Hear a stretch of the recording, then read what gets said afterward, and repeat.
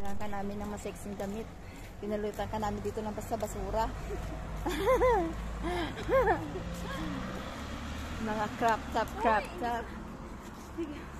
Grabe talaga yung ano. Kasi nagpa-video rin yung kaibigan ko doon. Para i-release daw niya. Asan na yung iPhone ko? Wala lahat. Hindi mo na pinasaga daw? Hindi.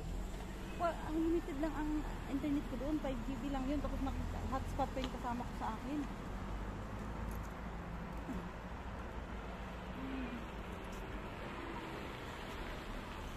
Ang tulog ko lang kagabi doon, 2 hours.